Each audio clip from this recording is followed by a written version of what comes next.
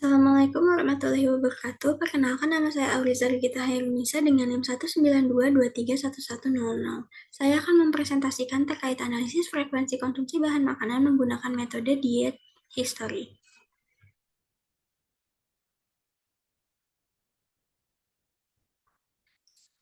Pola konsumsi merupakan suatu kebiasaan makan seseorang. Melalui pola konsumsi makan, informasi berupa gambaran terkait pemahaman mengenai variasi dan struktur konsumsi pada makanan yang dilakukan secara rutin oleh seseorang.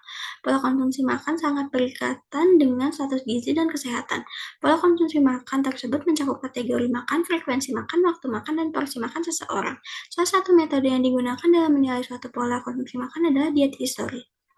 Diet history merupakan metode yang digunakan untuk menggambarkan kebiasaan makan dalam jangka waktu yang relatif lama. Kebiasaan makan selama 1 bulan, 6 bulan, atau 1 tahun. Wawancara dilakukan kepada individu terkait makanan yang biasa dikonsumsi, jenis makanan, frekuensi konsumsi makan, dan variasi menu yang biasa dikonsumsi oleh individu.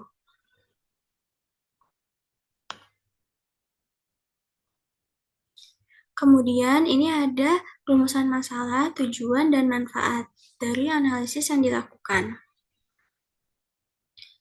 Metode diet history dilakukan dengan melakukan wawancara secara mendalam terkait makanan dan minuman yang dikonsumsi dalam jangka waktu tertentu.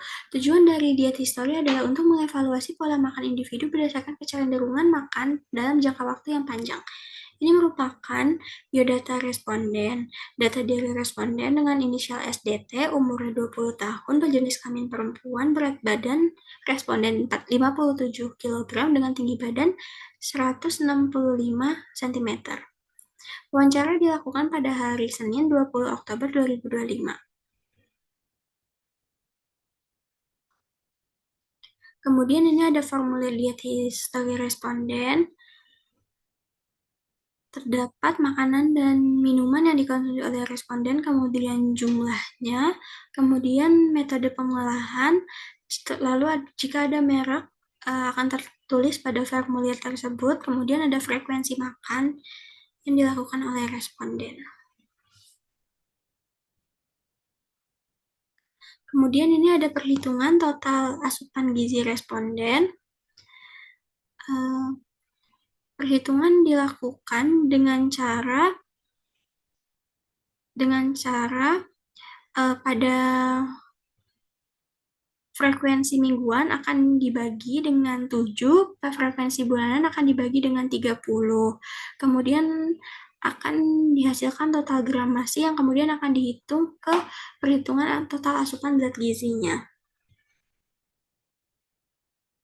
Kemudian ini ada analisis kecukupan energi responden berdasarkan WNWP. Yang pertama ada IMT. IMT responden menunjukkan angka 20,94. Nilai tersebut menunjukkan status gizi pada responden yaitu normal. Kemudian ada Harris Benedict responden yaitu menunjukkan kebutuhan asupan energi dari responden dalam menjalankan aktivitas sehari-hari dan fungsi tubuh. Kemudian ada SDA. Ini untuk menunjukkan energi ekstra yang terbakar untuk proses pengolahan zat gizi setiap responden mengonsumsi makanan. Kemudian ada energi aktivitas fisik responden. Ini untuk menggambarkan kebutuhan energi yang dibutuhkan responden untuk menjalankan aktivitas sehari-hari secara optimal.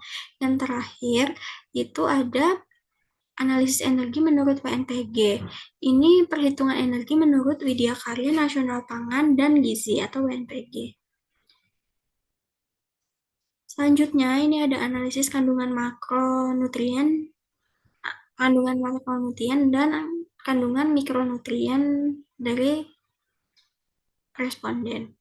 Di sini dapat terlihat bahwa energi yang didapatkan oleh responden ini sudah melebihi, di mana persentase yang didapatkan itu ada 135%. Untuk karbohidrat sendiri, ini cukup berada di angka 127,1 gram. Kemudian untuk protein juga cukup berada di angka 69 gram. Kemudian untuk lemak sendiri ini juga cukup, namun sudah cukup dan berada pada 310,5 gram. Kemudian untuk analisis zat gizi mikro, ini natriumnya ini sudah melebihi dari eh, ambang dari batas standar AKG, di mana harusnya 1.500, tapi ini sudah 2.557. Kemudian untuk zat besi juga melebihi, vitamin C juga melebihi, namun pada kalsium ini kurang.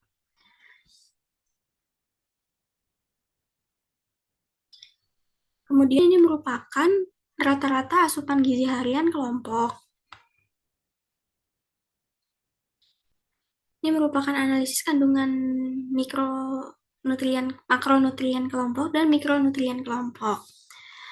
Dapat terlihat bahwa energi kelompok ini ada di persentase 64,61%, dan itu eh, interpretasinya itu kurang. Kemudian karbohidrat itu ada di 72,8 gram, yang itu cukup.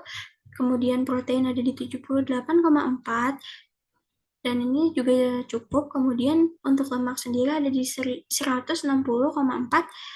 gram, dan ini termasuk kurang. Kemudian untuk mikronutrien, ini untuk natrium sendiri dan zat besi dan juga kalsium ini masih di bawah ambang batas AKG, namun vitamin C sendiri sudah berada di atas ambang batas tersebut dan sedikit melebihi. Metode diet history ini itu memiliki kelebihan dan kekurangan. Kelebihannya ini dapat memberikan gambaran konsumsi makan dan kebiasaan makan individu dalam periode tertentu. Metode ini dapat digunakan dalam jangka panjang seperti 1 bulan, 6 bulan, ataupun 1 tahun. Kemudian dapat digunakan dalam klinis. Karena di metode ini itu mengidentifikasi pola makan yang berpotensi terhadap peningkatan risiko penyakit kronis. Ini itu juga bisa dilakukan. Kemudian yang ketiga, dapat digunakan dalam menyusun perencanaan diet individual. Ini hasil wawancara yang didapatkan itu dapat menggambarkan pola konsumsi makan, sehingga dapat digunakan dalam memahami preferensi makan dan kebiasaan makan individu yang dapat berguna untuk perencanaan diet. Kemudian kekurangannya ini, yang pertama itu bergantung pada ingatan responden. Responden ini perlu mengingat makanan yang telah dikonsumsi dalam jangka waktu panjang, sehingga dapat menimbulkan kesalahan dalam penyampaian informasi terkait makanan yang dikonsumsi. Kemudian kesulitan dalam mengestimasikan, meskipun memakai URT, terkadang persepsi responden itu suka berbeda. Kesimpulannya, berdasarkan praktikum yang dilakukan dalam menggunakan metode diet history, asupan energi responden sebesar 3.238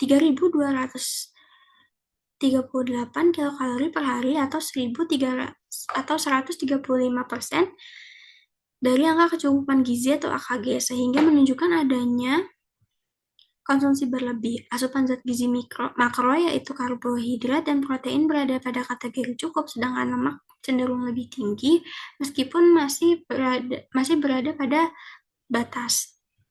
Kemudian, asupan zat gizi mikro yaitu natrium, zat besi, dan vitamin C melebihi angka kecukupan gizi, sementara kalsium masih di bawah ambang batas angka kecukupan gizi atau AKG. Pada kelompok, rata-rata asupan energi dan beberapa zat gizi mikro seperti zat besi dan kalsium masih rendah, namun vitamin C itu sudah mencukupi. Pola konsumsi makan responden ini menunjukkan adanya kelebihan energi dan natrium, namun kekurangan kalsium, sementara pada kelompok terjadi kekurangan energi dan zat gizi mikro tertentu. Sarannya, berdasarkan analisis yang dilakukan, perlu dilakukan adanya perbaikan pola dengan mengurangi konsumsi tinggi lemak dan natrium untuk mencegah resiko kelebihan energi dan resiko hipertensi.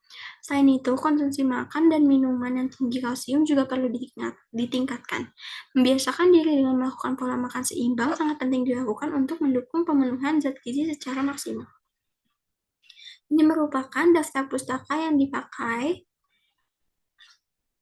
Sekian presentasi dari saya. Mohon maaf apabila ada kesalahan. Wassalamualaikum warahmatullahi wabarakatuh.